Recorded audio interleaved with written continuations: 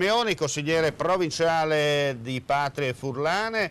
Allora Simeone ha letto un po' la copertina, oggi la Giunta, e poi seguirà un servizio, ha stanziato diversi soldini, come si dice in questi casi, per promuovere le iniziative inerenti al territorio del Friuli. Abbiamo messo apposta la chiesa di Aquileia perché da Aquileia è ripartita in un certo senso la nostra identità. Che sia la volta buona? Ma lì poi entreremo nel merito scorrendo l'elenco che ha predisposto la Giunta dei finanziamenti per capire se sono strutturali come interventi o se sono più ad personam legati alle promesse che ormai dal mese prossimo in poi la Giunta Fontanini non potrà più mantenere. Dunque quindi sono gli ultimi battiti di ciglia, insomma. Sì, sì, però effettivamente il turismo da noi ha bisogno di essere sostenuto, ma ripeto, entreremo poi nel merito dei singoli finanziamenti, ma ha bisogno di essere sostenuto soprattutto nella formazione, perché da noi l'offerta del parco naturale, delle bellezze, credo anche dei beni storici e ambientali non manca. Siamo una delle porte d'ingresso del territorio italiano, quindi dovremmo essere tra i primi territori a essere attraversati in cui si fermano i turisti.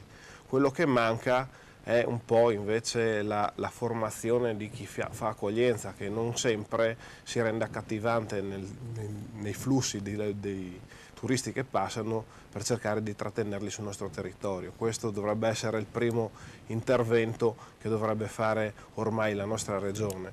Come si dovrebbe investire molto sullo sviluppo delle piste ciclabili su cui i nostri confinanti, Austria e Repubblica di Slovenia, stanno praticamente realizzando e investendo negli ultimi anni e con cui ci chiedono molto spesso di interlacciare le loro iniziative con le nostre. E poi anche quello che occorrerebbe sviluppare un sistema dei trasporti pubblici locali che non sia sviluppato solo per i residenti. Le famose metropolitane leggere di superficie. Ma anche un servizio di mini autobus come si vede spesso nelle province autonome, scusate se lo ripetiamo sempre, nelle province autonome di Trento e di Bolzano, che oltre a dare un eccellente servizio ai residenti sono anche un ottimo strumento per visitare e muoversi liberamente sul territorio senza dipendere da un sistema strutturato come il nostro che è molto molto carente. Ma si sa che anche se noi siamo autonomi, insomma, c'è difficoltà perché il morso statale, come la vipera, ha lasciato il segno, di conseguenza poi si vede. Ma non c'è solo il morso statale, anche dove si decide di spendere, non si può solo spingere su grandi opere, non si può solo spingere per ricapitalizzare finanziarie e banche regionali che sono costantemente in perdita, va anche cercato di spendere oculatamente in questi settori che sono quelli che possono garantire sviluppo e occupazione per i prossimi anni. Senta Simeoni, lei insieme al suo gruppo sarà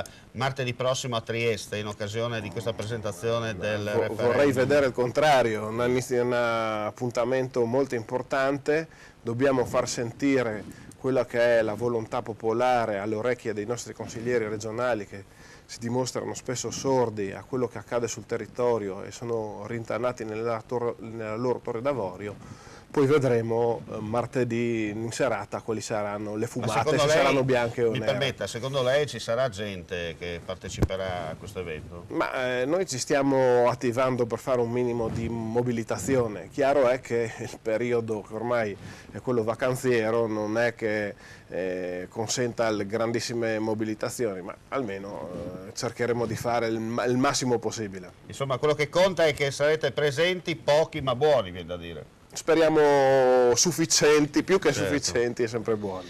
Grazie a Federico Simeoni per la sua partecipazione.